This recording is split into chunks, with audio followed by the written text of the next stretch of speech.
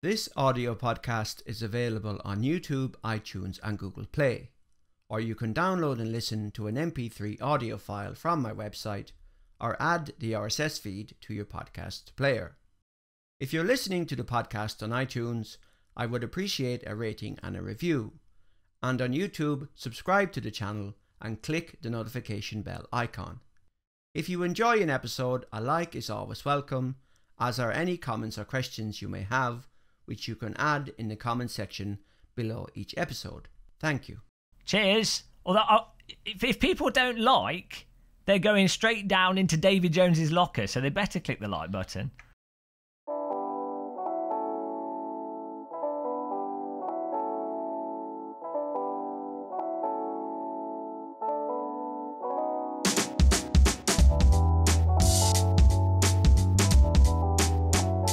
Hello and welcome to the Sim Racing Perspectives podcast for Sunday the 25th of November 2018. I'm delighted today to be joined by another guest, and today I have Jaroslav Honzik, Jardier. Hello and welcome to the show. Hello, thank you for having me, Davy. And thank you very much for joining. I reached out to you during the week and I appreciate the fact that you joined on very short notice because I know that you're quite busy. Now, I've been looking at your channel and I've been following you for a while, and I think I became aware of you initially through Georg Ortner and RaceRoom and so on. Now, I looked at your about page on your YouTube channel, and it's sort of almost like a pro sim racer LinkedIn profile.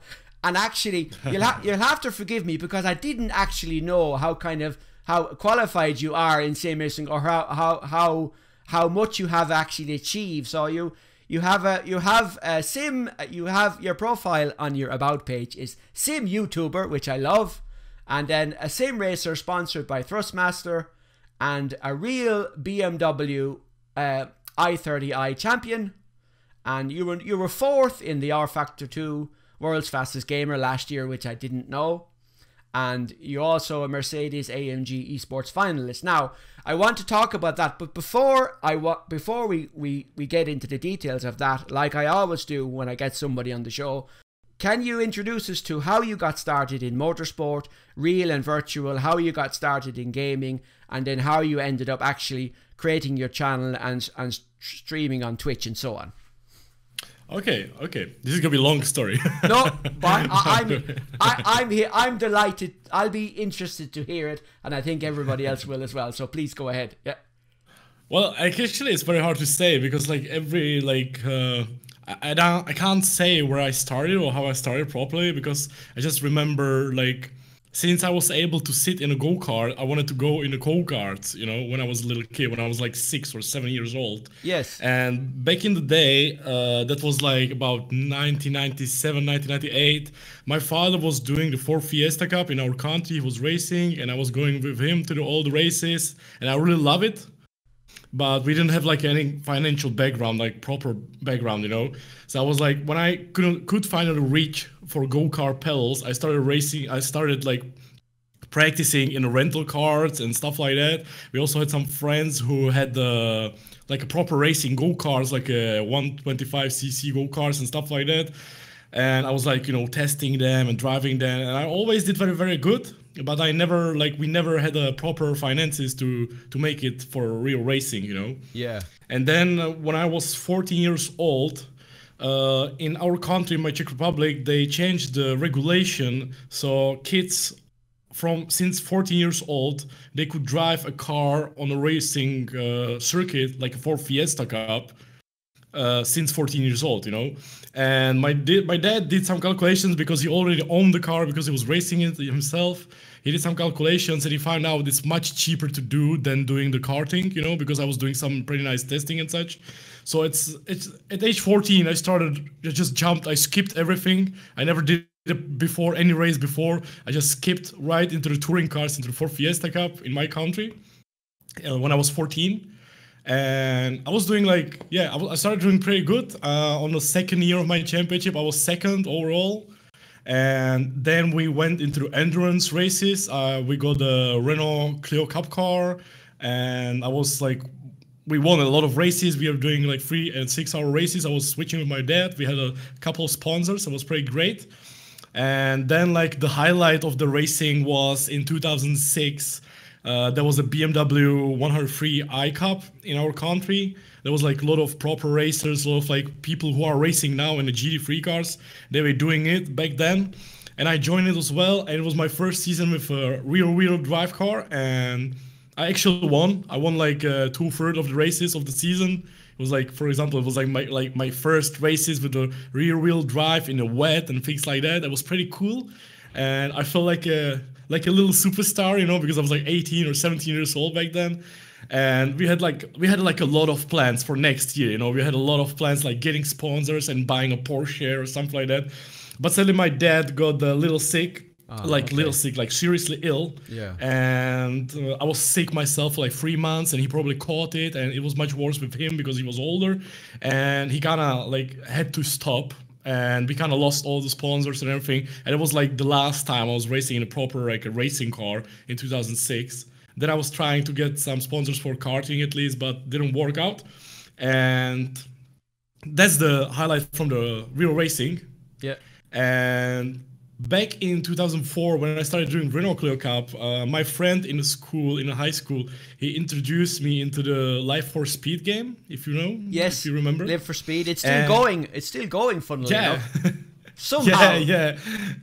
I haven't touched the game for like 15 years, but that's that's the game that actually got me into the proper online racing. You know, obviously I was doing every single racing game you remember, like a Grand Prix Legends, GP2, GP1, GP500, all the kind of racing games, test drive, like on Atari and things like that, you know. Yes. I was doing everything, but like when I never had a wheel, I always do it on a gamepad and such, like Gran Turismo 1, Gran Turismo 2, and I really love it. It was like a great practice for real racing, you know. I remember my dad before, when I was 14 and when I had to do my first racing weekend, my dad just sat me next to Gran Turismo and says, just go practice overtaking and defending, you know. Really? So it was, so it's pretty cool. Yeah, before jumping in the real car. Exactly. Because I had like when I did my first real race, I had no clue what's going on, you know. I was so afraid because there were cars everywhere and you were just a little kid there, you know. Yeah, indeed. I was pretty afraid.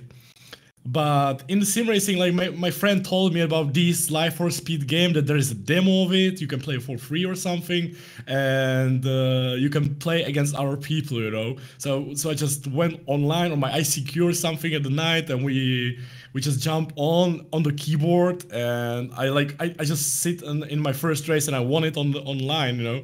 I was like, wow, this is pretty cool. Using a keyboard. Yeah. It was a normal thing back then, I would say. You know, it wasn't like everybody. They haven't been any proper wheels, you know. No. It's like Momo Racing, and I know like after a month when I was racing Live for Speed on a keyboard, they introduced the Driving Force Pro for Logitech. It was like a proper new wheel, you know, with proper feedback and looked nice and everything. Before that, it was like a little toy wheels, like Momo Racing and things. Yeah, and I started with, I know I've been playing like 3 months or 4 months the Live for Speed on the Czech community, and like after 4 or 5 months, I bought my first wheel, or my dad bought me the first wheel, the Driving Force Pro, and I just fell in love with it, you know. I was just doing it all the time, and I love it. I think I was doing pretty good. I haven't done any international races by then, but I did the Czech communities, and I was doing pretty good. And then I know that R Factor 2 got released with the Porsche Cup or something, Porsche Carrera Cup. And it looks so beautiful, you know, because in Live for Speed, all the cars were without the license, so it looked weird. And R Factor 1 was suddenly like a wow, what the hell is this? You know, yes. It's like the graphics was amazing, you know, the cars were like almost official modded, you know, and I didn't want to play the game at first because I didn't like it, but then when they introduced the Porsche Cup, I just fell in love, and I had to jump into the game, you know. And yeah, I spent like, I don't know, 3-4 years maybe in R Factor. I was racing in the Czech communities. I was winning a lot of races, and then I wanted like, you know, I was winning a lot of races, and I wanted to know like what is the competition, because a lot of people were telling me that, wow, you're so good, you need to go like international or something, you know. Yes. There is this, there is that. And I know we were on some sim racing meeting, because these communities like were small, so we went for meetings. And I remember one time I tried the iRacing, you know, it was like 6 months old. It was like 2007, 2008. My friend just let me drive it on his computer. Yeah. And I was like blasted, because the game was really, really good. And I just bought it myself, and I started racing, and I really wanted to, like, I heard about those people like Hutu, you know, I was like, I really want to know how fast they are, you know. Beggar because Hutu, exactly, yeah. Mm. Yeah. I really like to see competition, because until you don't find a proper competition, you don't know actually how good you are, you know. If you are racing in a community or your country community and you are the best, you can be last in a world championship, you know. You never know. Yeah. So I wanted to like prove my skill, wanted to really know the skill. I remember like in 2007 there was like an international competition from BMW in some BMW M racing game or something like that. And I tried that, and I was like 5th overall, and it was really nice. I was like, wow, I really need to try the international stuff, because it's cool, you know? Yeah. And I started iRacing. I was doing a lot of iRacing, and it was really, really good, because, you know, the iRacing has the most sim racers. The competition was really amazing. And I was building up my iRating and sim racing rating, and I qualified to iRacing World Championship. Yes. I remember for the last 3 races of the season, it was last time with the IndyCar car. It was like, I don't know, 2010 or something like that. And in my 3rd race, I finished on the 3rd place in that race. And I was like, wow, this is cool. So next year I wanted to do properly. So next year I qualified again for the World Championship. I was part of the Orion race team back then, with some really fast people, and they helped me with the setup and everything. And after I did 4 races in the next season, it was with Williams Formula 1 car in iRacing, and I finished 1 race on the 3rd place, and I was like 4th overall in the championship after 4 races. And then everything ended, because back then in my job I had back then, they shifted my shifts, and I stopped racing for like 2 years or something. Oh, really? Yeah, I was really like let down. I was like, damn it, I should have just kept it, you know. I should just have do something about it, because I didn't like the job anyway, you know. So I should have just, you know, I don't know, changed the job or something. I know what you mean. Yeah. So I'm not like telling that I would like win the championship or something, you know, but at least I think I would have make it in the top 5 or something, and that would feel great, you know. And I kind of regret it, because it felt really good, you know, because there was so many drivers. It was so hard. If you watch the iRacing World Championship, you know what I'm talking about, because it's so prestige, it's so fast, you know, the people practice, they are professional teams, it's crazy. And then I took a break for like 2 years, if I remember. I always took a breaks, you know. It's like I'm addicted to sim racing for like 2 years. I'm racing, like I'm doing only sim racing or something, and then I took a break for half a year or almost a year, because sometimes you just need to clear your head, you know. It's like when you are working, you know, just hate your job, you have to quit, find yourself, and then find a better job, something like that. With or the just maybe it's like many things. Maybe walk away and then come back from it. It's like if somebody says if you're working on a piece of art like a painting or something, and you're not sure if it's working out well, the best thing to do is just to walk away and take a break and come back, and you see everything then from a new point of view, shall I say? Yeah, exactly. Because I know sim racing is something I love, and I know I'm gonna be doing it until I will be 70. Yes. So just, you know, sometimes you just need to take a break for like love it again or something, you know, because sometimes you can burn out and just find yourself again, just realize what to do. Yeah. And I think like I just like after 2 years I came back again, and I didn't know like what to do properly. And so I was racing just with communities, was having just a little fun. I was more focused on my career back then, you know. It was like, okay, sim racing is not my career, so I'm gonna do proper job, you know. I was going out with the friends, I was working hard and such. And I remember like when I met my girlfriend, like when we started dating with my girlfriend, I just wanted like to. You know, we motivate each other a lot, you know, with my girlfriend. I was like, okay, when I want to do something, I want to do it properly. Since then, you know, I said like 3 years ago, I think I said myself, if I'm going to do sim racing, I'm not gonna do any. I don't want to sound bad or something. I don't want to do any like a low leagues or something.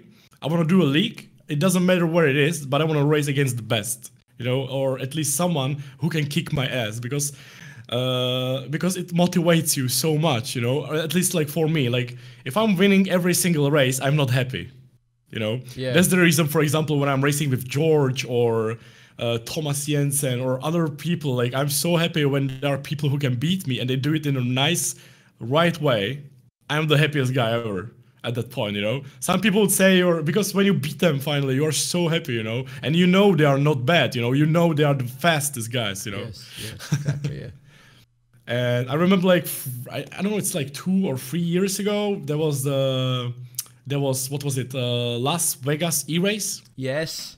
And I was like, okay, I'm gonna try.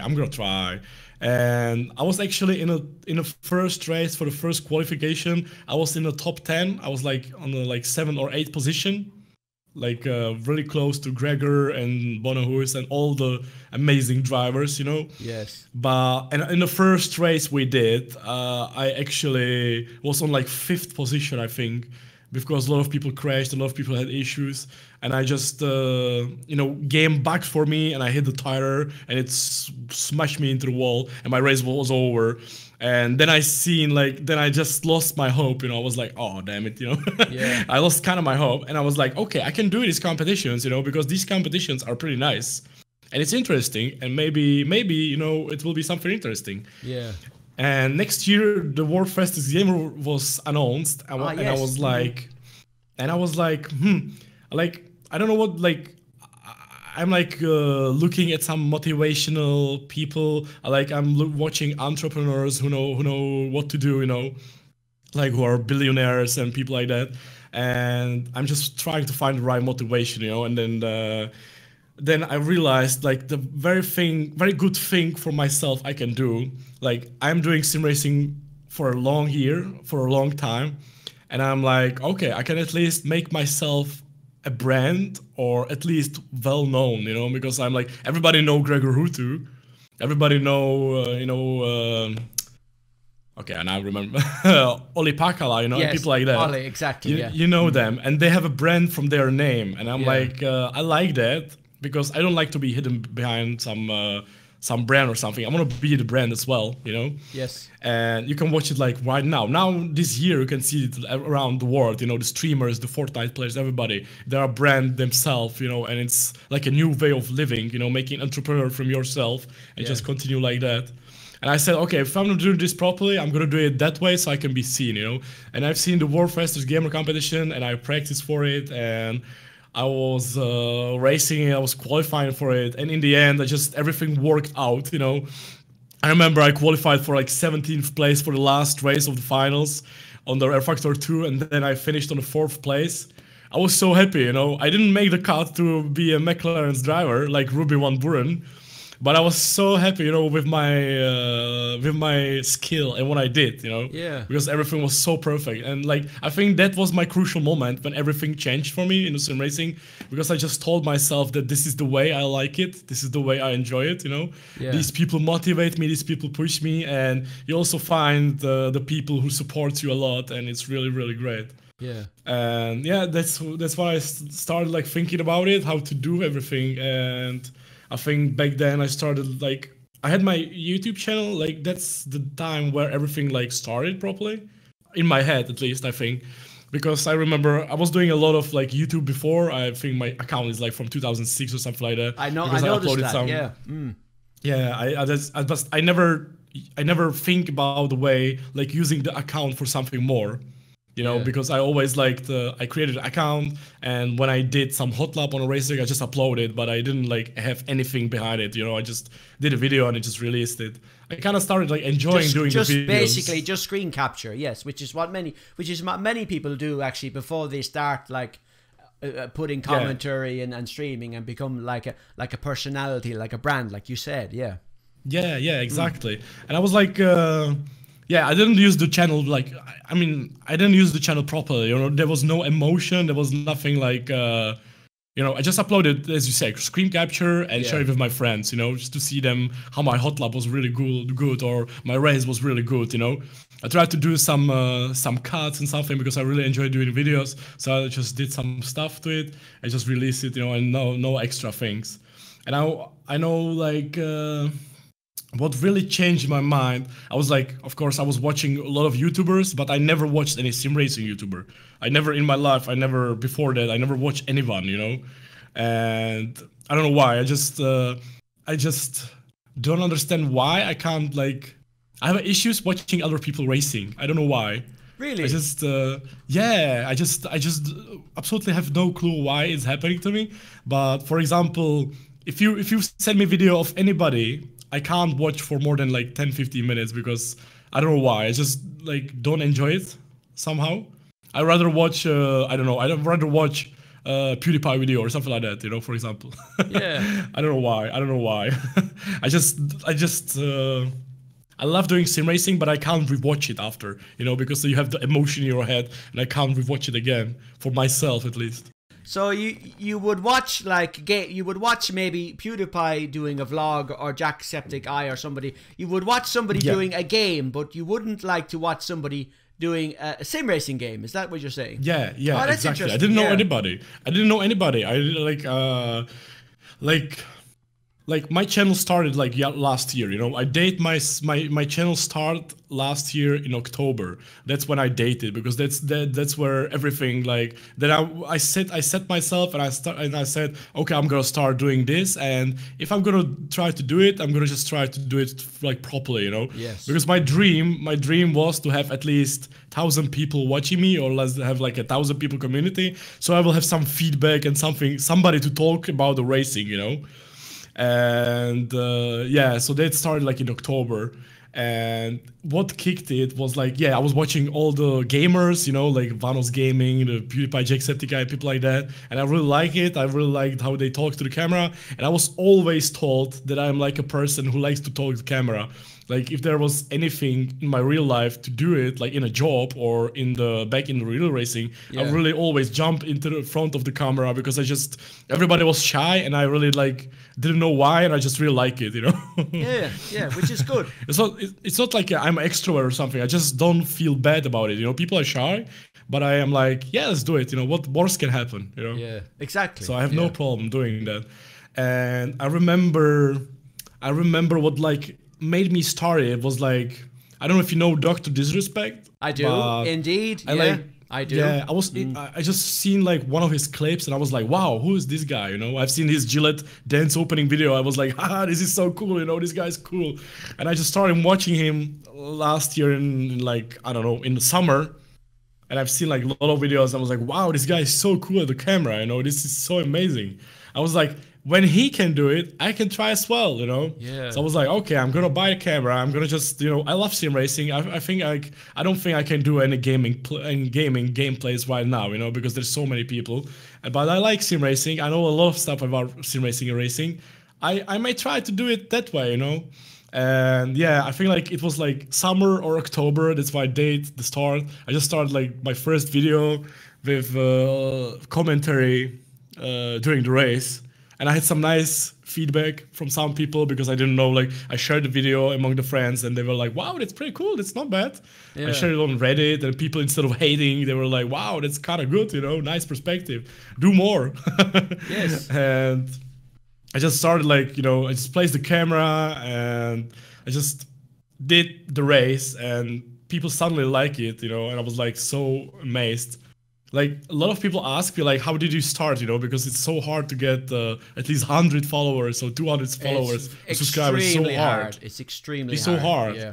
And I remember I was like, at the start, before I started commentating, I was doing like, I did my hot lap video or something, and I thought it will have 100,000 views, you know.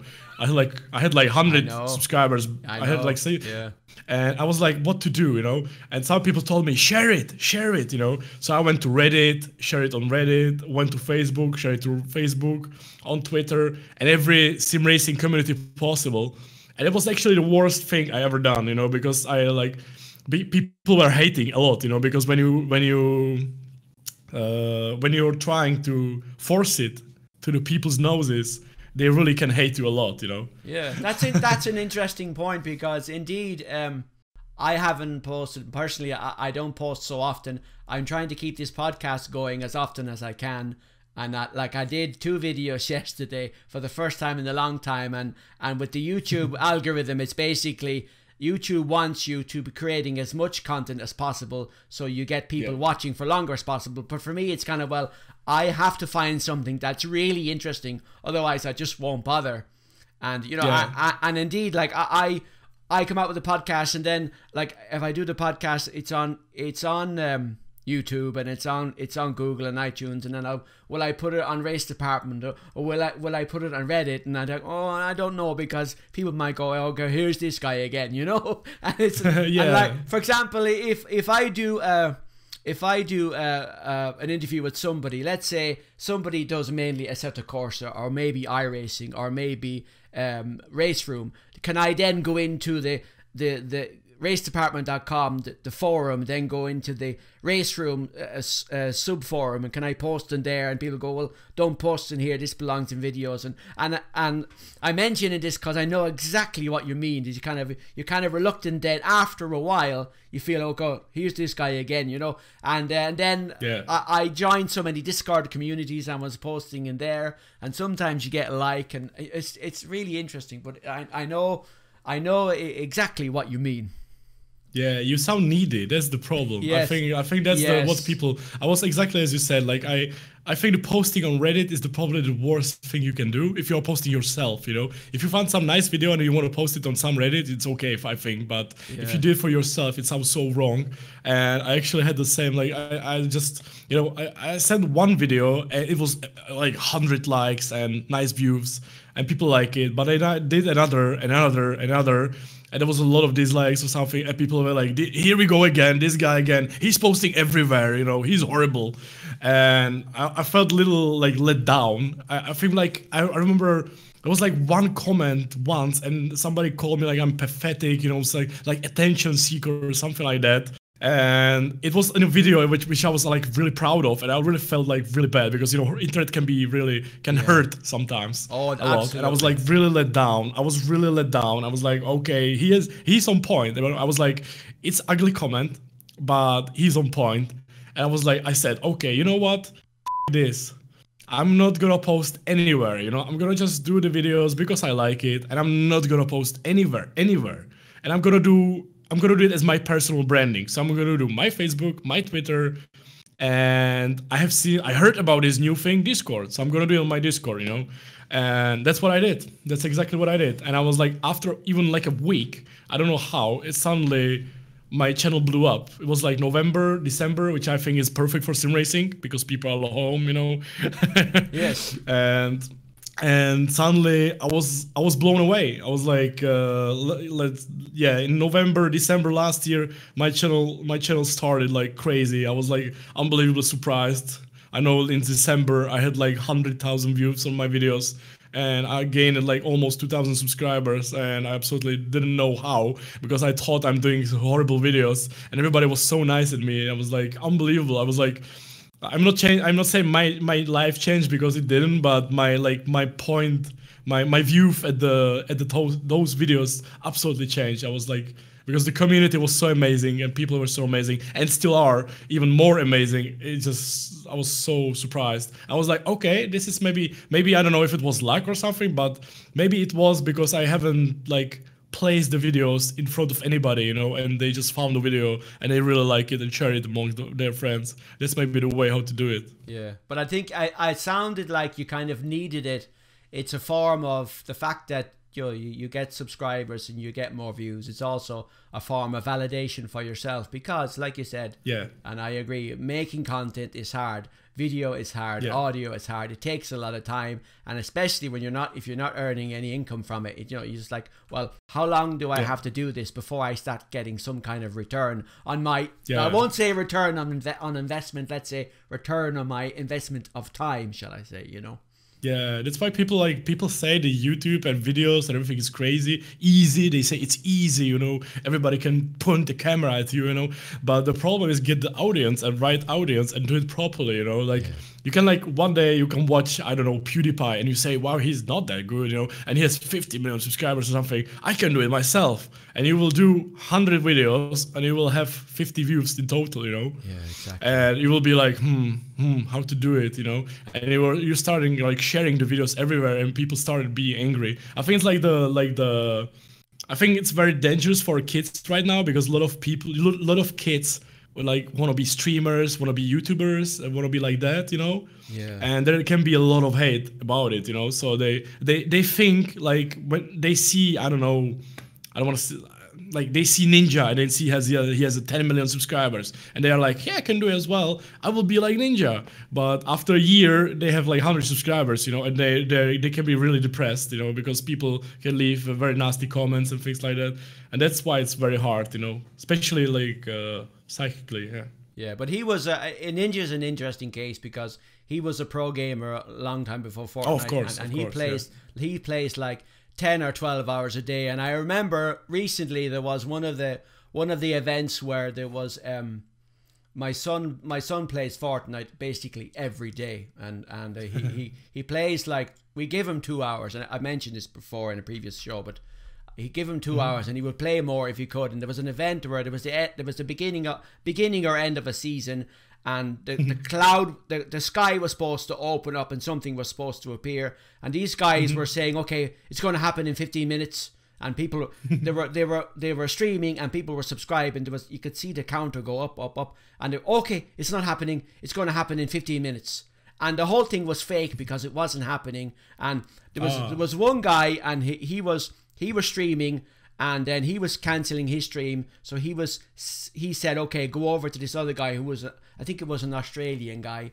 And he said, oh, thanks very much. And people, you could see the subscription count go up. And then I said to my son, okay, hold on, let's check Ninja's channel. Ninja was there playing, so I knew the event wasn't happening, because if it was going to happen live, if this was a major thing, he would have shown it. And I just found the whole thing a little bit disingenuous, because they were using these kids to get subscriptions, and by letting them think something amazing was going to happen when it wasn't, you know. So I thought that was kind of unfair, you know. Yeah, that's a clickbait. You know, that's a clickbait. It's something I try to avoid. Like that's maybe why my channel is like really like small. This like thing I like about my channel is like I don't have any viral video. You know, if you watch like past my 200 videos, I don't have any video which is like million views or something like that. I have like a normal like I'm gaining my community like slowly, but it's very like it has really nice. How you put it, like the base is really strong, you know. Yes. Because like if you gain overnight million subscribers, you will lose it in a few weeks because you will not do proper content, you know. And it's what I like. I'm going slowly forward, but I like the pace. Yeah. And end of the day, it's all about creating what you know and what you're passionate about. Because I mean, you mentioned earlier, like looking at PewDiePie and Jacksepticeye and Dr. Disrespect, and kind of like, well, the gaming thing is kind of already done, so I won't do gaming. I'll do maybe sim racing, for example, which is a bit more niche, and there won't be such growth. But then again, to do that kind of thing, you have to be into gaming. You have to be into, you know, to be into first-person shooters, or you have to be into action games like Fortnite, or you have to be into Diablo or CS:GO or something. So that also, and I think if the passion and the interest doesn't show, you know, you won't get the views, because invariably if people start watching your content regularly, they'll pick up on this. Oh, this guy is here just doing it for views. He doesn't really care, and he's not really passionate, and maybe he doesn't even know what he's talking about, you know. Exactly, and that's the thing. That's like why I do sim racing, why I do it like this way. It's like it's very easy to say, because on the if you want to record yourself, if you want to like stream, or if you want to do videos, you have to do something you like. You have to do something you enjoy. Yeah. And if you hate recording yourself, if you don't like the camera, and you will never like it, you can't do it, you know, in that way. So it's like, well, I love sim racing. I love every single race. That's why I do it. And I also like the recordings and stuff like that around it, and I like to talk to people live and then things like that. I think like when I started, like a lot of people, I was doing only videos, and a lot of people were like, you should try to stream because it will be cool. And I started streaming, and I love it. Like since like the first minute, I love it, you know, because the audience, the live audience is so amazing, and it just feels so nice. And I was like, okay, this is the way, because I love it, you know? Because I just so enjoying, you know. And if I do something I don't enjoy, you can see it right away, you know. Because, for example, like in the past few months, I was like, okay, I want to try the Formula 1 2018 game, you know. I was doing RaceRoom, I was doing Project Cars, I was doing iRacing, I was doing Air Factor. I was like, okay, I'm gonna try the Formula 1 2018. There is a lot of people watching the game. I might try to do some videos of it or something. And I just started the game, and I like, it's not a bad game, but from my point of view, I just didn't like it, you know. I didn't like how it behaves and such. And you can just see it right away in the next video. You can see just, I can see I watch myself, and I can see I don't like it, you know. Yeah. So the other people can tell as well. Exactly. And I was like, okay, after like 3 or 4 races, I was like, okay, I need to stop doing this, because I'm not looking forward for the race. I don't like it. Yeah, and people can see it, and why would I do something I don't like, you know? So I was like, okay, cancel this, start doing again something I like, you know? Yeah. And you can see like people appreciate it as well, you know, because like my audience is like mature audience. I think like 90% of my channel is like above 20 years old, you know? So it's not like people who like cars and sim racing. And obviously when they come from their work, they don't want to see, if I watch my video, they want to see a guy who is, you know, depressed about the game he didn't like, you know. No, that's true. That's true. Now I want to come back to you mentioned in your teens your driving. You started at 14. Now the racing that you did was all this. Now I understand you're currently based in Prague. Is that correct? Yeah. Yeah. Still. And you did your racing with your dad. Was that in and around the Czech Republic, or did you go further? Yeah. We have 2 racing circuits here. We have a Brno, which is kind of famous track, and then we have Autodrome Most, which is kind of okay track as well. And yeah, that's about it. I was once in Hungary in the Pannonia Ring where I was testing like a prototype car, but otherwise I haven't been at like proper like racing abroad. I never been, because, you know, it's like, when you don't have the money, you can't do it, you know. Yeah. I probably did something wrong when I was very kid, because I did a lot of sports. I was doing fencing. I was doing oh my god, I can't remember right now. I was doing theater, and I was doing like a lot of stuff, because my parents were really active for things like that. Yes. But like I fell in love in racing, you know. I absolutely fell in love in racing. It's just my life. I just love it. I'm not like crazy addicted. I don't have any like pictures in my room or magazines or something. I think I'm like, you know, I like racing, and I know I like it, and that's it, you know. It's my passion, and I just probably picked a wrong hobby, you know, because it's so expensive. Yes, you know, that's true. I should have probably picked like I don't know, playing chess or something, because you just need a board and figures and you're fine. But when you love racing, it's like almost impossible until if you don't have sponsors and everything. It is, yeah. It's very expensive. And you mentioned the Clio Cup, because actually the Clio Cup cars are in R Factor 2 from the original the ISI version of R Factor 2 before Studio 397 took over. And you mentioned you did endurance racing. So you said endurance, so what kind of periods? Are we talking about 2-3 hours, or how long did you go? It was 3 and 6 hour races. Really? And also it was like on a Saturday it was a 3 or 6 hour race, and then on a Sunday there was a sprint race for like 20 minutes, you know. Yeah. And when I was doing BMW Cup, it was 2 20-minute races or something like that, or 2 30-minute races. But it was pretty good. I can recommend everyone to do it. Like, at some time, I think it's really awesome. And that something to add to the bucket list. And you mentioned 4th in the world's fastest gamer. So that's an amazing achievement, because that's really there was like really almost 10,000 people achieving trying to get it. So I was really happy. I was like, all the people who were there were really like, the fastest guys you can find in sim racing. There wasn't anybody who wasn't fast, so it was pretty good. And then the next year after that, or the same very year of the world fastest gamer, I think, there was a Mercedes eSport competition in RaceRoom. Yes. And it was before I started playing RaceRoom. I didn't like the RaceRoom when it released, because it was weird. and then they did a lot of updates. Yeah, you know, the first, it was like DTM Experience 2014 or something like that. Yes. When it started first, and I didn't like it. You know, it was weird feedback or something. So I kept in the, I don't know what was playing there, maybe Assetto Corsa or something like that. And I remember one of my friends, he was like always constantly, like every month, he was like, you should try RaceRoom with us. You should try RaceRoom with us. And was doing that constantly. And I was like, one day I was like, oh man, okay, I'm gonna download the game. And I have seen the Mercedes eSport competition. You could try DTM car for free at the Lausitzrings for the round number 2 of the championship. And I was like, oh, I'm gonna try that. And I just jumped from the pit lane. I was like, wow, this is cool. And I suddenly qualified for the race. I didn't know what's going on, how to control the game, how to use DRS or anything. And I finished like 6th or 7th in my first race in the eSport competition there. And I was like blown away because it felt so, like the game felt amazing. The multiplayer felt amazing. The opponents were amazing. I was like, wow, I'm in love with this game, man. I love it. And yeah, and I kept going in that season. I qualified for the finals at the Hockenheim. And I took my girlfriend. We had an absolutely amazing trip because, first of all, guys from RaceRoom are amazing people. Like they are. Like everybody I know from RaceRoom are so amazing, so friendly.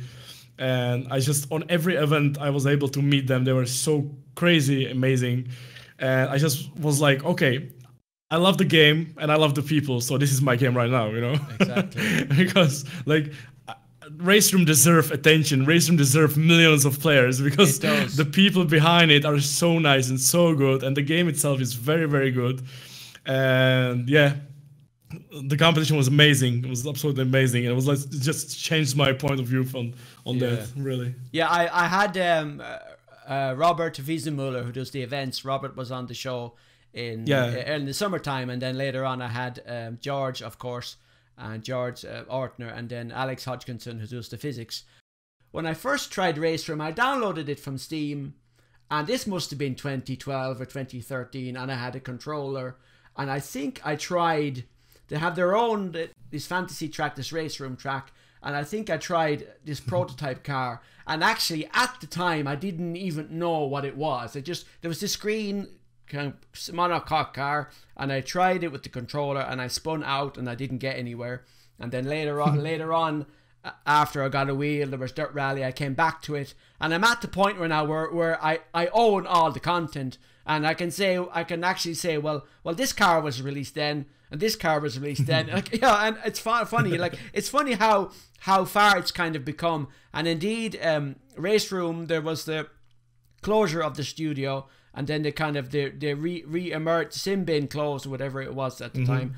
I don't remember exactly. And then of course Sector 3 kind of emerged, and then there was a point where there was a major update. The force feedback got fixed, and it's been kind of growing and growing since then. And then Alex has joined, and it's going from strength to strength. And they have their issues now, I mean, with the software itself, and actually that's why there always been so many questions like how do I buy the gate cars? Oh, you need VRP. What does that mean? Yeah. And then that's why I tell people I did a getting started guide for a RaceRoom, and I tried to explain like some of the basics on, you know, how to start the game, how to use the graphics options, how to set your wheel, how to buy VRP. Because I looked online and I thought, well, nobody's explaining this. Hang on. I'm going to sort this now once and for all. And I've had some very good feedback about that, so which has been very good. Now, I looked at your kind of videos of the past 6 months, and there was Project Cars 2 AOR, and then I realized AOR is Apex Online Racing, so which I have heard of before. Now, can you explain to me, like, for example, you're playing Project Cars 2 and RaceRoom and R Factor 2. So the Apex Online Racing, I'm familiar with the name, but can you explain to me the concept of what it is exactly? Well, basically, I'm gonna just get into that in a second. Yeah. I started Project Cars because my friend told me there's a ESL competition where you can earn some money, and there's a lot of fast aliens in there. And I go to the Project Cars. I started racing there. I won some of the races on the ESL, and then the ESL after like 3 months they stopped, with the Project Cars competition. And I was really let down because I was like, oh my god, what should I do now? And my friend back there introduced me to the Apex Online Racing, and it's like a huge community of the sim racers. They do race in Formula 1 2018, they do race in the Project Cars, they do play other games, like a lot of games. So it's like a crazy big community. I think I heard of it like the first time when the Formula Esport last year was introduced. They were like helping with the qualification or something like that. Okay. There was a lot of Apex Online Racing guys involved. And yeah, my friends, like my teammates from Activision team, they told me that there is a championship in the GT3 cars upcoming, and there is a lot of competition. There is a lot of drivers involved and such. And as I said, I really like competition, so I just went there in Apex Online Racing GT3 season 9 it was, and I just like love it ever since, because like the competition is great, community is great, and the races are awesome, and you can always find a lot of competition, especially this season in season 11 in GT3. It's so crazy. Yeah, I had Matt and Samantha Malone on the previous show, and something I said it to Matt. Matt was saying, well, I'm a little bit of a curmudgeon. I'm kind of stuck in the iRacing track, and in a way, he's tried Assetto Corsa, and he wants to try Assetto Corsa Competizione, of course, and all these other titles, time permitting. And I recommended he go look at this, that, and the other. But I said to Matt, I know exactly why you like iRacing, because it's the competitive element. It's you're racing always in a representation of a real series against real people. And I get the same impression from you, that it's the competition that you crave. It's the competition that you look for, and it's also racing online against real people, isn't it so? Yeah, I think like I can't date exactly from when, but since I was introduced to like a proper internet connection, and I found like you can play with other people and you can do multiplayer. I was doing a lot of RPG games and MMO RPG games like Lineage 2 and stuff, and I just like fell in love into the multiplayer games, because I have an issue, like I can't even play some single player games anymore, because I just need like at least one guy online with me, or something, or play. Yeah. Because like, of course, you have friends in real life. Of course, you go out in real life, but also when you are home, it's raining outside. You want to chill and play some games, and you want to communicate with your friends and just do it. And I just love the multiplayer, and especially in racing, it's like when you are doing like a normal racing, like real life racing, and the sim racing, it's so the same, because the guys against you are thinking the same, and it's so amazing when you are, for example, overtaking someone and you do a maneuver or something and he reacts to it and you manage to overtake. It's such a great feeling, Yes. You can never experience that with the AI. And nevertheless, how fast you are or something, but with the real opponents, it's so amazing, because like when you are driving behind someone half a meter in sim racing for 20 laps and he finally makes a mistake or you finally make a move, it feels so good, Yeah. And that's exactly as you said. I just seek the competition because I like winning. Of course, I love winning, but for me, beating the people who are better or really experienced is the best, best cookie after they. Exactly, and always learning something. And you seem to be playing quite a lot of titles, Project Cars 2 and RaceRoom. Is there a title, now of course you try to be as broad as possible, as many of us do, but is there a title you prefer, or is there a particular type of racing or race car type that you prefer? Or is there something that you would lean towards kind of naturally? Like, of course, I love the GT3 cars or touring cars. That's probably the best I like. I like the Formula cars as well, but I never had like a super great Formula races. Like when I was doing iRacing in Formula cars, of course, it was great, but it's still like, it's weird. It's sometimes like you have such a small reaction into everything, it's hard to overtake. It's different to overtake. People do different stuff. But when you are racing in touring cars with slower cars, everything is different, you have to think more about the strategies and overtaking, things like that. Yeah. And as you were talking about the game right now, I prefer the most, like for me, the most joy I get from the race room right now, because I like the physics, I like the cars, I like the people I'm racing against, and I like the multiplayer itself. Then I have the project cars, for example, because I love the graphics. It looks amazing, and there's a lot of really nice community. And yeah, then of course I'm often racing the iRacing and Air Factor 2. I was doing this weekend. I was doing 24-hour Nordschleife racing Air Factor 2, and it was really, really nice. Except they don't have a laser scan Nordschleife, so they are using like a 10-year-old version, which was absolutely horrible. Yeah. I felt like back 10 years, you know. Yeah. Because I was so spoiled racing in all the laser scan Nordschleifes, and suddenly I went to this ugly version. I was like, wow, what is this?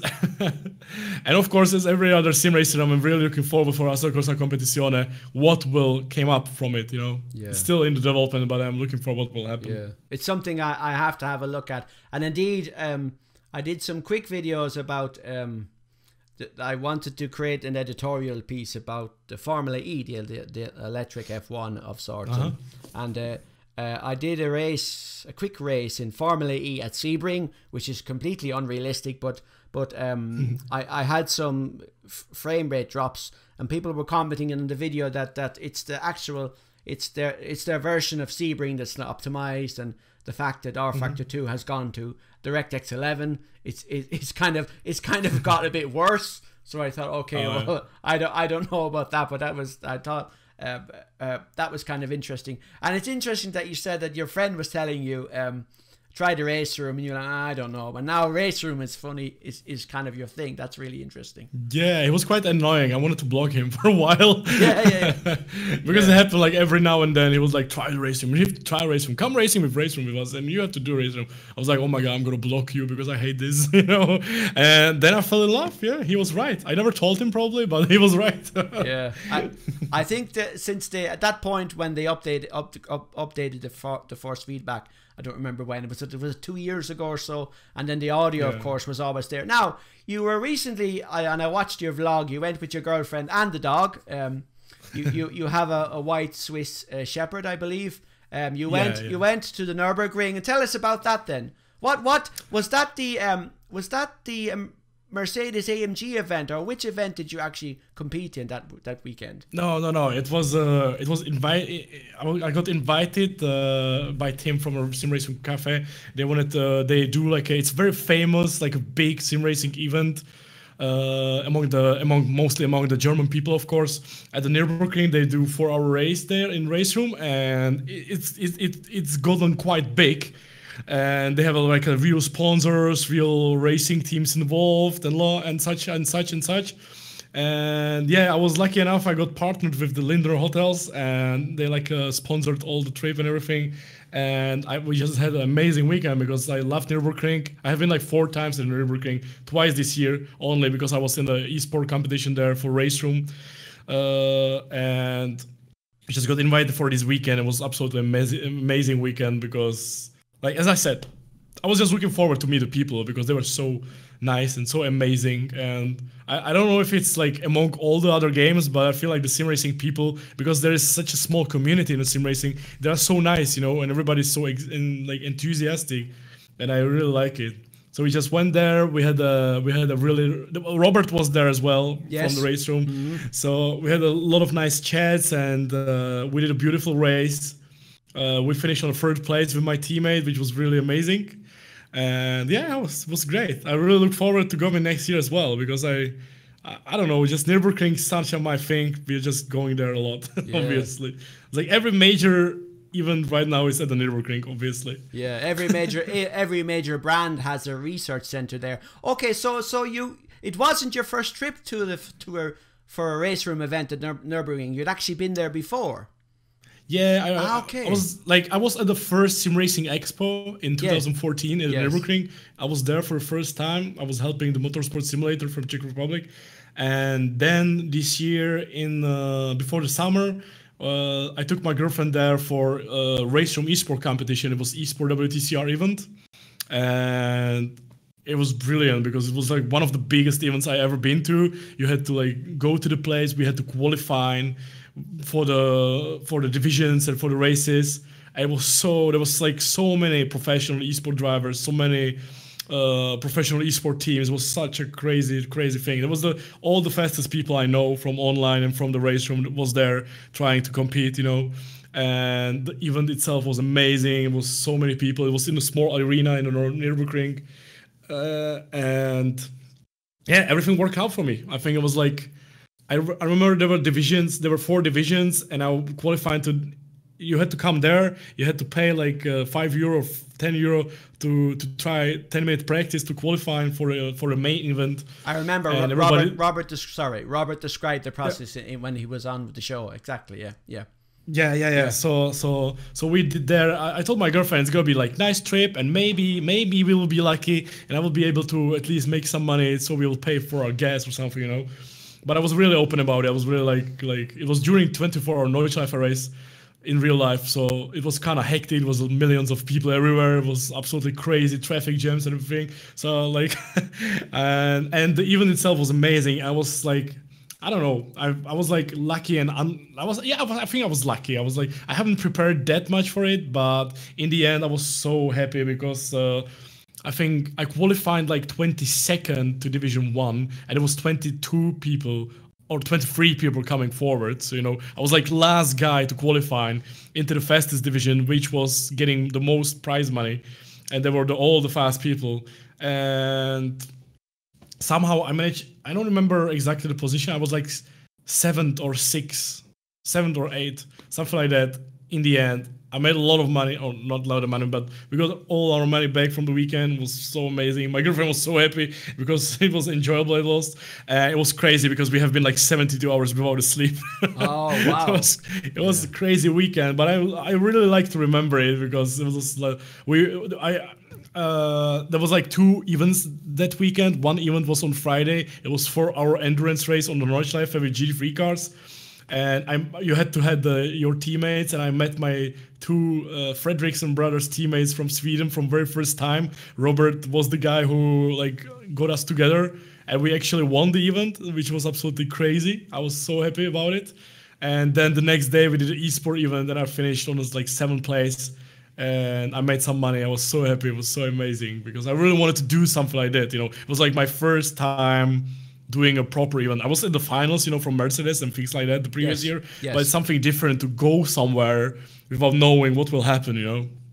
And everything worked. Especially to go there and experience it live. And you mentioned actually the TCR, so the TCR and WTCC has merged. It's WTCR now, which has become part of RaceRoom, and RaceRoom is kind of evolving, adding in the new series and new cars as best as they can. It's kind of interesting. Yeah, you know? I kind of can imagine. I said like when I first met Robert, I said like RaceRoom deserves more people. You know, I was like, the game is amazing, the multiplayer is amazing, the cars, the sounds are amazing.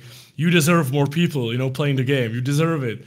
I was like, I really wish to RaceRoom somehow to blow up a little bit so they can make more money, so they can get more cars and more things, you know. Because I was talking with the guys and I was like, why don't you have a Lamborghini? And they told me how much it costs to get a Lamborghini brand. I was like, oh, wow, okay. No way. They don't have Lamborghini. They don't have Ferrari. There's many things. Because people don't realize how much money does it cost, you know, to get the brand. It's not like Lamborghini come to you and they say, scan this car, you have it in your game. It's like you came to Lamborghini and they say, yeah, give us that money, and you're like, wow, okay, never mind. You know, so I kind of like I like what RaceRoom does. I like how they are like. Yesterday I was releasing videos from the GT4 cars because next week they should be released, and I really love the cars. And I'm like, you know, some people are disappointed because there are only few cars at the start, at the of the GT4. And I'm like, yeah, I just wish RaceRoom to have that amount of money so they can get all the cars right now, you know? That would be amazing. And I just wish them to be successful, you know? I just wish them to be successful because I really like them, you know? I met people from iRacing, I met people from Project Cars, and they are all lovely around the sim racing, but I have like a special bond with the RaceRoom right now. Yeah, exactly. And I guess it's also, it has a European focus as well, I guess, and the guys are like George is passionate, and and exactly. Jean-Francois Chardon is passionate, and Alex, and indeed the guys were on with Paul from Race Department yesterday, and that was a fascinating listen. So how did you talked about the new GT4 cars? You tested those. The Porsche Cayman, CS, the Lotus, and the KTM Expo. Did you have a favorite amongst the new cars, or what did you think? I really like the KTM, because I like the slow cars on the straights, but super strong in the corners and no brakes. Yeah. And that's what KTM is all about, because like it's very light and low power car, so it's crazy good in the corners. It behaves really nice and interesting.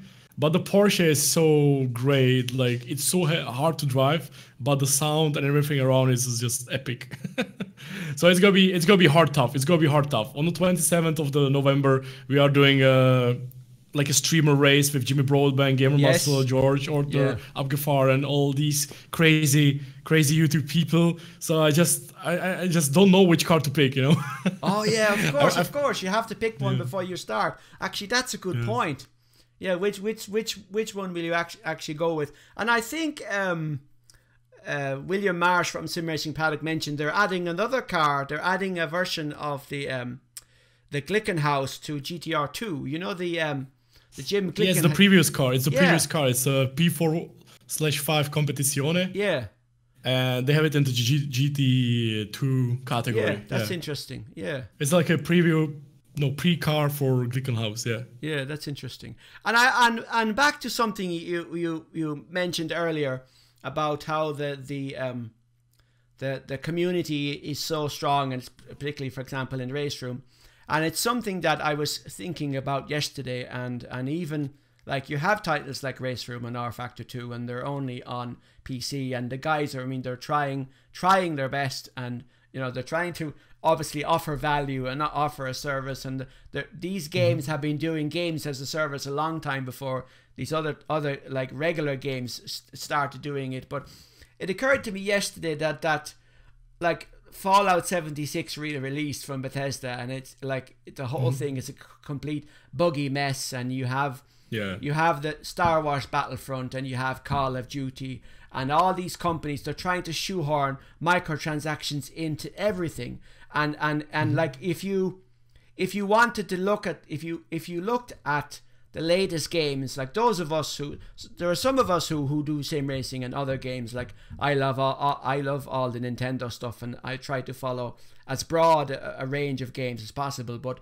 if I was to think about, am I interested in the current range of shooters? I'm not interested at all. I'd rather go back, but I'd rather go play an old shooter from 10 years ago. But what occurred to me yesterday was that the current crop of now there is of course DLC and the current titles. They are selling cars on a on a kind of like a drip feed basis, if you will. But there's none. It occurred to me, like, and like I said, it's only a niche part of the gaming as a market, but there's none of the microtransaction stuff. There's none of the nonsense, you know. And it's so it's kind of so refreshing in a way, isn't it? So.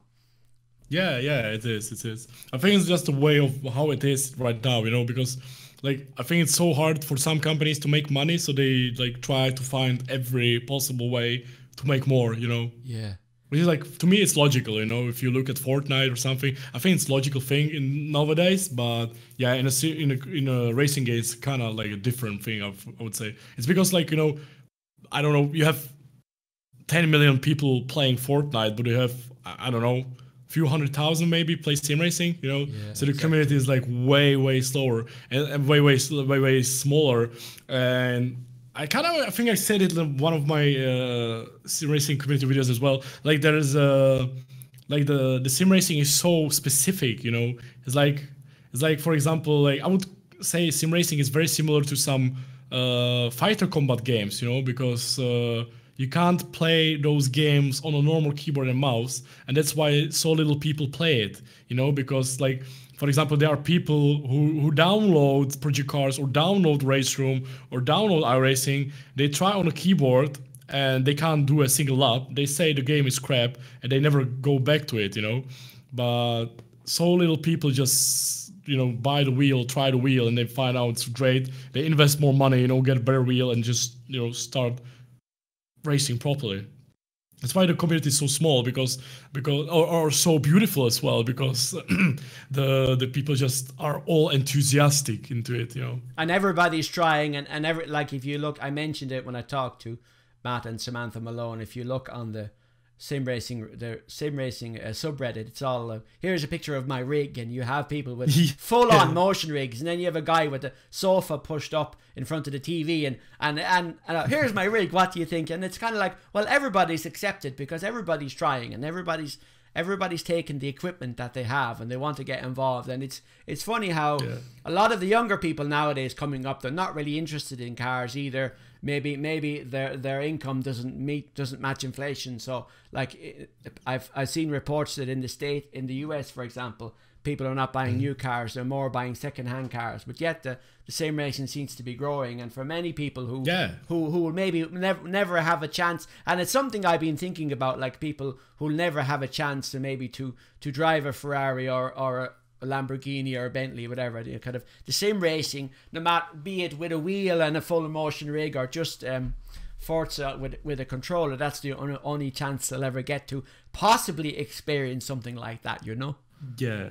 It's a shame, because I think it should be like easier to get for younger people, because maybe it could even save lives in the future, you know, because I can definitely say my sim racing improved my normal daily driving, you know. Me too. And it's also when I'm racing in a sim racing, and if you were racing in real life, you don't have to on a real racing road going crazy, you know. Yeah, so exactly. Some people just, you know, they don't know, so they jump into the car for the first ever time, just go fast, and they die, you know, because they just don't have any experience about it. They don't even know what the car can do.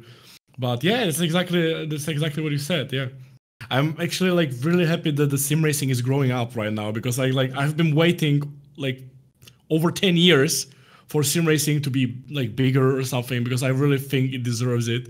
And I'm like really surprised how little support sim racing has from people who love the cars, you know. You can see it on Twitter when some Formula 1 Twitter, when they tweet something about Formula 1 esport, people are really hateful, you know, because they just want to watch Formula 1, but they don't like the games, you know, itself, because they don't respect it. But I think like recently, like from Las Vegas E-Race, I think it was the first like kick for the sim racing going up a little bit. Exactly. Because then we had a World Fastest Gamer, then we have Formula 1 Esport, and I think I have seen a lot of like really young people who are getting into the sim racing. I can actually say now, like really young people, because I feel older.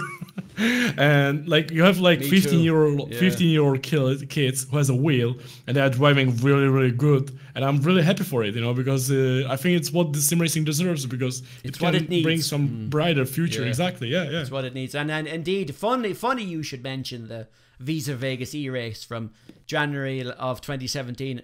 Funny you should mention it, because I was going to come back to it right at that very moment, and I think you're right. It was the kind of the kickstart, if you will, but it was a bit of a mess overall, and they had of course. It was a bad light as well, but it's also a good light, you know.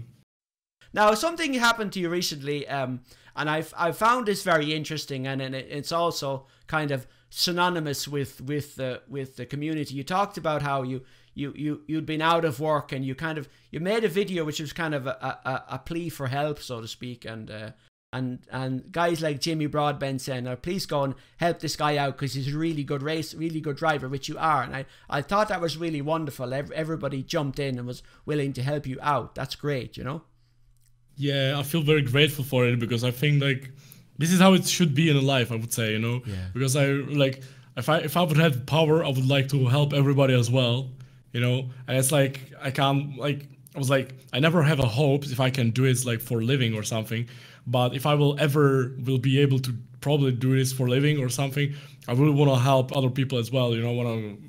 And I think that's, as they say, like with great power comes great responsibility. Yes. I think that's what everybody. Spider-Man line, yeah. Yeah, I think everybody who does these kind of things, like everybody who is like at least a little influencer and has some community, I think there's some responsibility you have for doing that, you know. So I feel like I definitely do the same thing, and I will do the same things in the future as well, because I think everybody deserves it, and I think just, you know, it's something you should do, I think. because I'm very grateful for like any help from any people, and I just don't want to be like, I'm not the guy who asks for money, you know. No. So no. I think it's a very wrong thing to do or something, but you know, people who understand how the things work can understand, you know. So I kind of like it.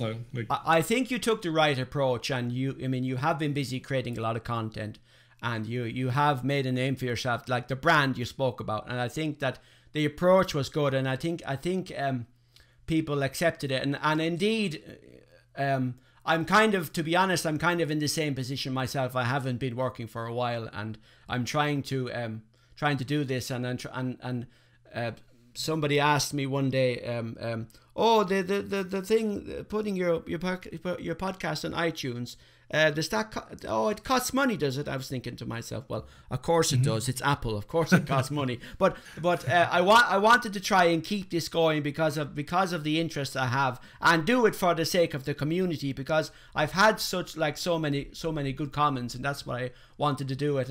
And it was interesting what you did, because I was thinking of the same myself, but then again, like my channel is so small, and I don't create that many videos, but I want to start creating some more and maybe get some growth, you know, and I have had good help from people. Like I remember when Jamie Broadbent, I mentioned this in the previous episode, Jamie had just turned like 100,000 subscribers, and I said, Jamie, will you come on the show with Stephen Bailey? And Jamie was like, no problem, and he was there just like that, and that was great, you know. That's I think it's amazing. I think that's what's wonderful about that. The community is small. Yeah. It's such small that, like, I don't know anybody else like who's doing racing or racing games who is bigger than Jimmy. No. I know there's like a lot of like Slap Train who is doing drifting, so I don't think I should count him as a sim racer. No disrespect, but he has over a million yeah, subscribers, you know. But I don't count him as a guy, so as a sim racing guy. So I think that Jimmy is only one I know who is like in a bigger way than everybody else. I think it's such a lovely when people like help each other, and I think that's how it's supposed to be, you know. How it's why to be cocky, why to be bad, you know. It's like it helps him, it helps you, you know. Why not to do it? So I think it's great. I think it's a great way.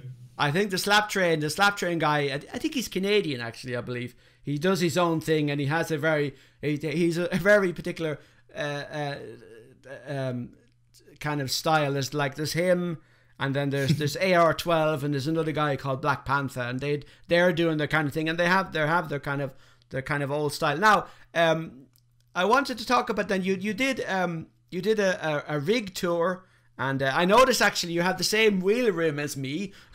I have a T300. I'm on my third base. I've had some issues, but you have the TSPC racer, so which I believe George does the same. So have you found that to work good? You haven't had any issues with it, or? Well, it's working for me so far, so I'm kind of happy with it, because I had I started. If I go back, I started with Driving Force Pro, then I bought a G25.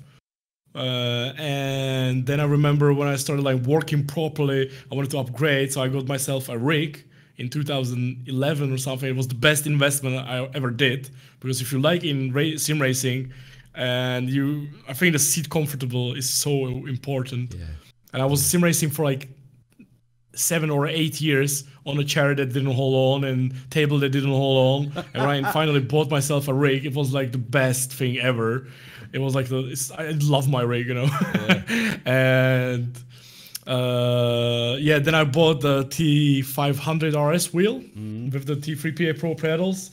And then 2 years ago, I got approached by Thrustmaster. They really liked my racing, and they did want to kind of like cooperate with me in one Czech sim racing series.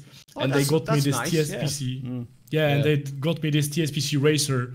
And I was kind of improved. I don't think it was like an improvement in a better wheel or something. Yeah. I don't think like the better wheel can make you better. Not because I know I know a lot of people who are doing esport and they have like G25, you know. Yes. I don't think maybe older wheel is better than the new wheel, because new wheel have too much feedback and you have too strong pedals and things like that. You know, if you have a motion rig itself, you know, it's just crazy. Yeah, George has some kind of George has some kind of motion, and indeed, Rudy Van Buren, he qualified for the he got into the finals of the World Fastest Gamer on a G27.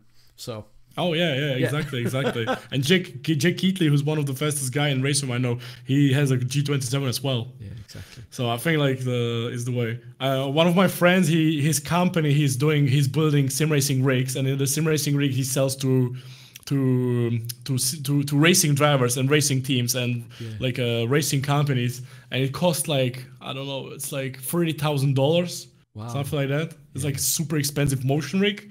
And when I tested that, it felt like a real car almost, but I know I wouldn't be ever able to do my best lap time, you know, because that was too much. But I really respect people who have a rig like that, because that's enthusiastic as well. Like I imagine, like, if I would be making money like that, I would really want the rig like that, you know. It was just so amazing. But for now, I think any wheel can happen. I think especially T300 is one of my favorite wheels, because I was using it for like a half a year, and it was perfect, you know, because the price and the quality is kind of very good.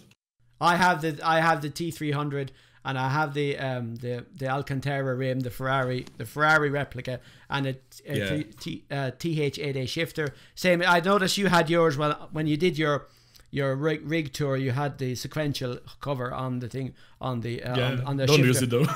no, exactly. Most people don't. I have it in the drawer. I never touch it. But it's like, because of the all modern cars are with pedal shifters, you don't use it. They are exactly, and indeed the Fanatec shifter is nice because you can switch between sequential and H pattern with just the button. Somebody was making fun of me, like when I did the sim racing tour. He was like, "Yeah, you have a free pedal, but did you ever use the clutch?" You know. Yeah.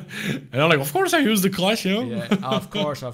I think the reason I mentioned the TSPC Racer, because I'm interested because it seems to be like a stronger mechanism and has a better powered motor, because like I said, I'm on my third, for whatever reason, maybe I got 2 bases that were manufactured on a Monday or something like that, but I'm on my third one, and that's why I did a video about the whole process of what happened, and I went through the RMA process, and it went back to France and so on. And it's all about, and I get the same thing from you. It's all about like sharing the community, and if I think something's interesting, if I can help somebody out, I will. And I think that's also one of the reasons why I wanted to do this show. Now, you have your event on Tuesday, and I'm going to try and get this show out before then, so I'll have something about that in the thumbnail and then in the description as well. So that's on Tuesday now. But is there anything else then, before we wrap up? Is there anything else coming up on your channel that you want to promote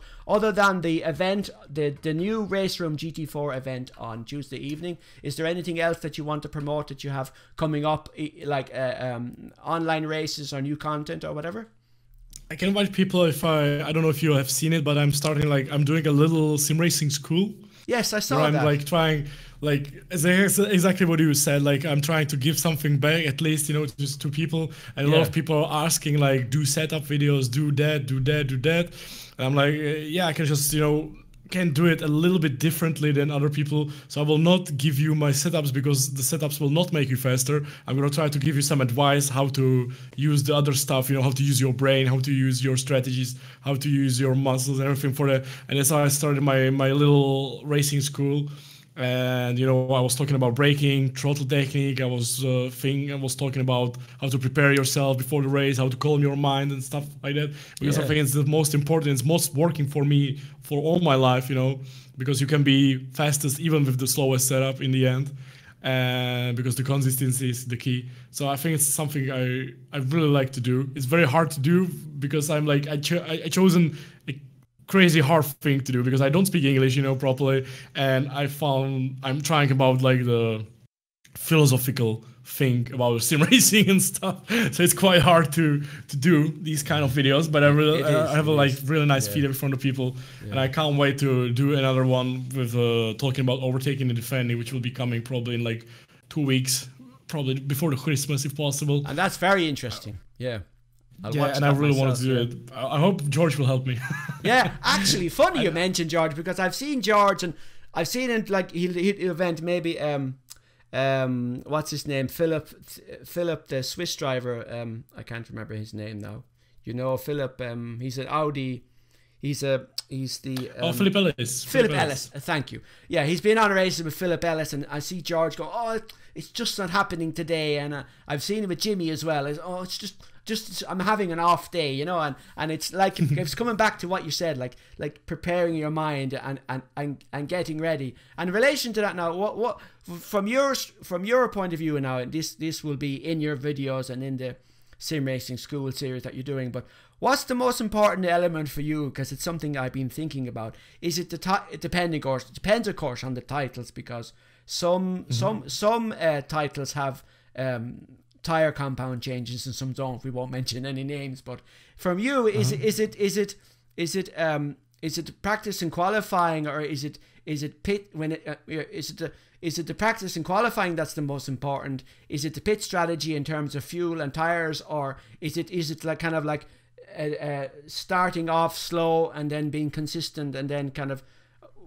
from your, how do I put this, from your, what's your natural feel in terms of strategy, in terms of how you approach a race, either whether you're going to the Nürburgring cafe or online at home? What kind of, or is that a tough so question? Hard to say.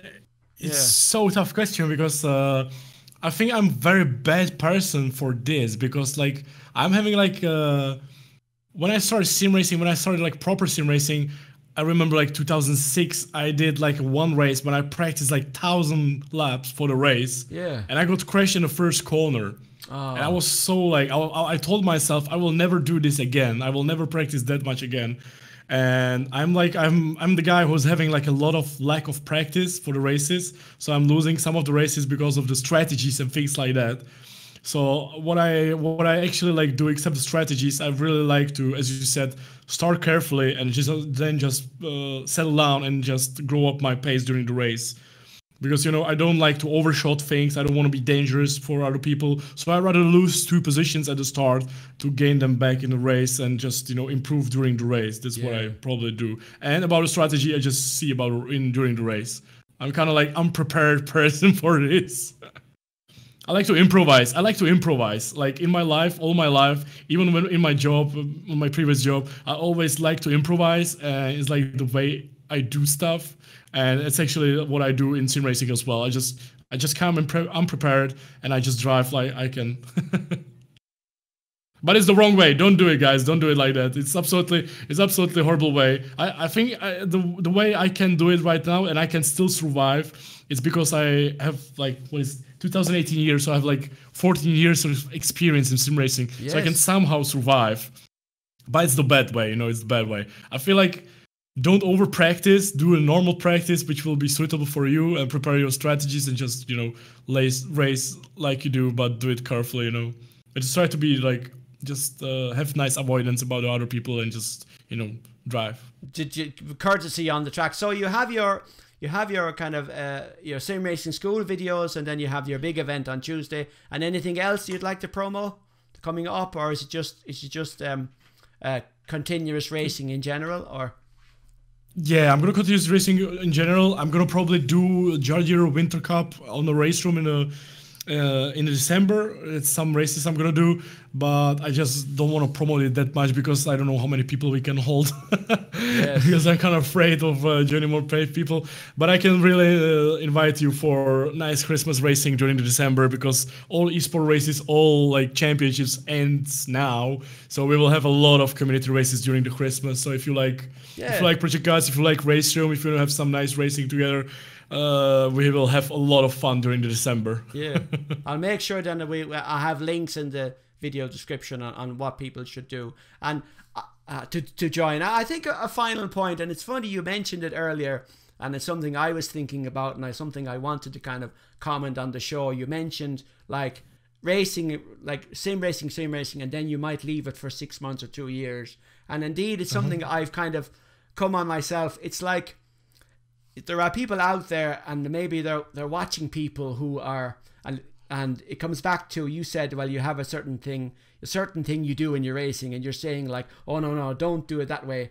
I want to take the same angle on another topic, because there might be people out there who are racing, and maybe they're thinking, okay, well, maybe I should start YouTube. Maybe I should start doing videos. And I'm saying I'm saying if anybody's listening out there who's thinking to start videos, I'll say don't, because what happens is, and what's happened to me is, when I start, I get a new track, a new car combination. I start thinking, well, can I make a video out of this or this, you know?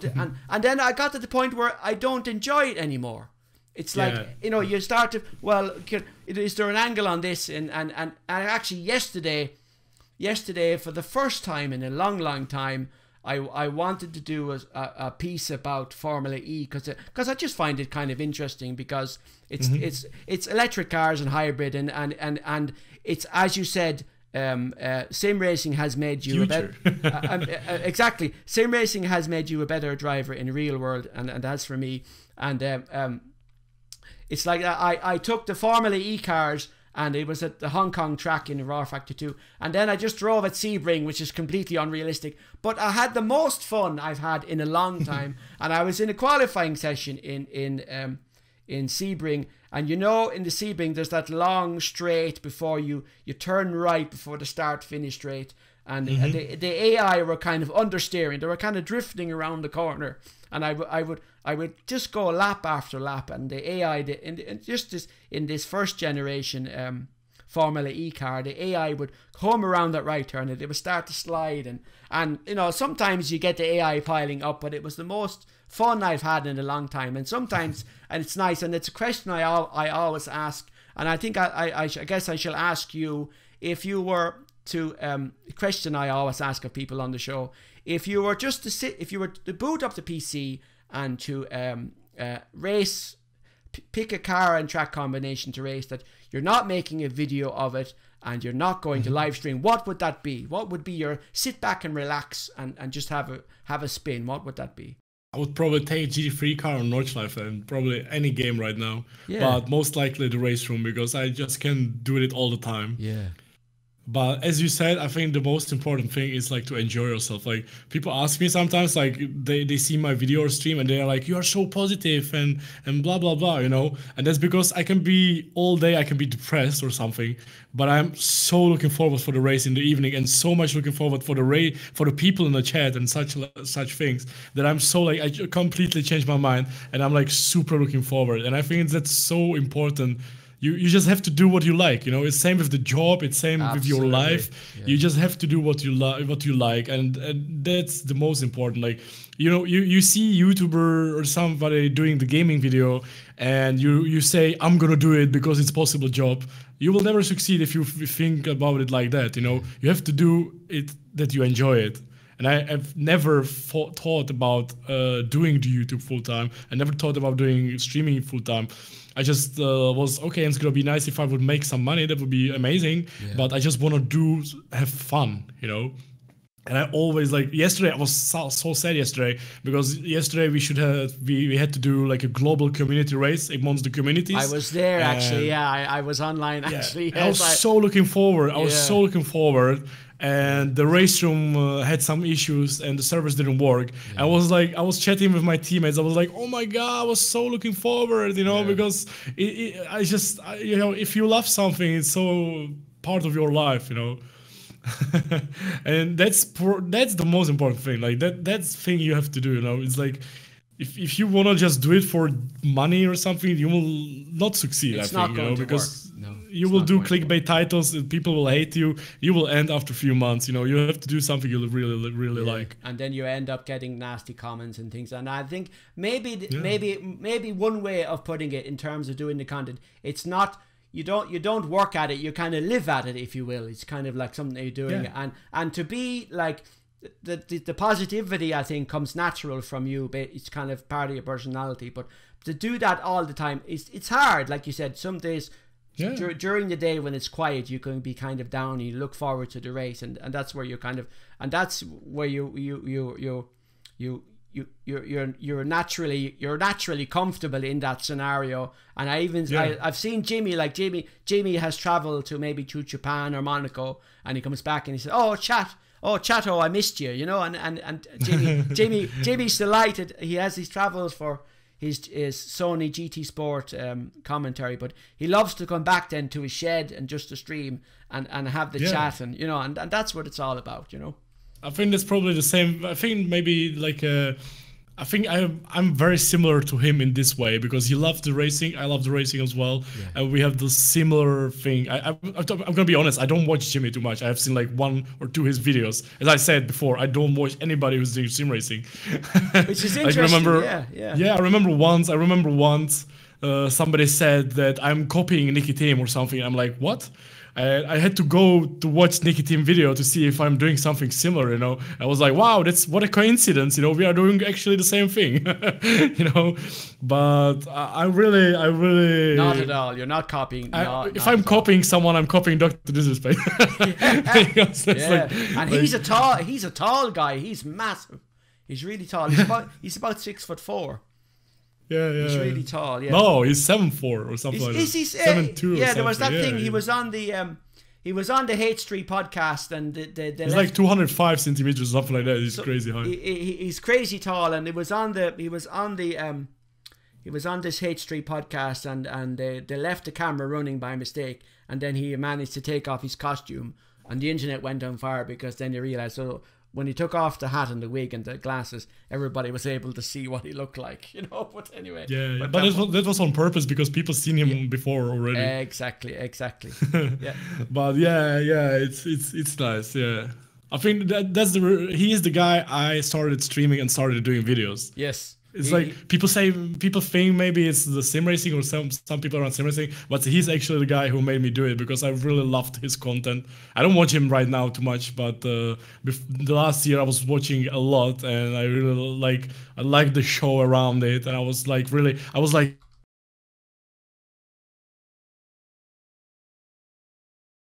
that's like the difference between me and George, because when you watch George is like super calm, really nice person.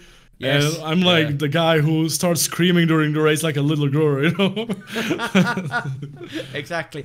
I'm very emotional, I'm a very emotional person, And so am I in certain respects, but I think it's the differences in everybody that makes the community what it is. I think that's the you have to be unique in some way, That's the way. I think it's like that's the only way. How can you be? If you are ninja, you are the pro gamer who is the best in the world, and people watch you because of that. They don't watch you because you are nice or something. When you are Jimmy, people watch you because you are a crazy English guy, who is talking like crazy, and he's funny, and that's why people watch him, Exactly. And people watch me because I scream like crazy when I'm going to win a race, but I'm working so hard for it, So it's like that's about it. I think with Jimmy, it's his humility. He's humble. He's thankful for everything, and I think you are the same.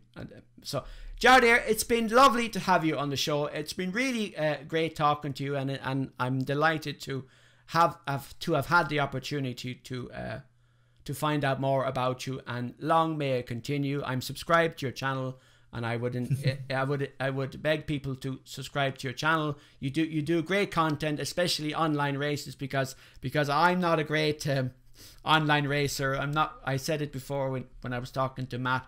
I'm not really the competitive type, not naturally, but I should really try and join more online races. But it's all about time, and I love the fact that you've embraced the online, and particularly RaceRoom, because RaceRoom is great, and it definitely needs a bigger audience than it has. Jardier, again, thank you for joining the show. Thank you so much for having me as well. Thank you so much. It was great. And by the way, never say you can't do it or something, because it's not like that. I knew a lot of people in real life who were always like slow and steady or something and didn't know what to do, and they just race into the top because it's something you can learn. Exactly. So do practice, and you will get there. Don't worry. Practice makes perfect. Exactly. This audio podcast is available on YouTube, iTunes, and Google Play. Or you can download and listen to an MP3 audio file from my website, or add the RSS feed to your podcast player. If you're listening to the podcast on iTunes, I would appreciate a rating and a review. And on YouTube, subscribe to the channel and click the notification bell icon. If you enjoy an episode, a like is always welcome, as are any comments or questions you may have, which you can add in the comment section below each episode.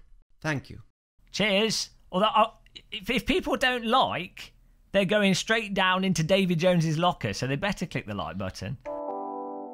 Is that the outro music? Do do do do do do do.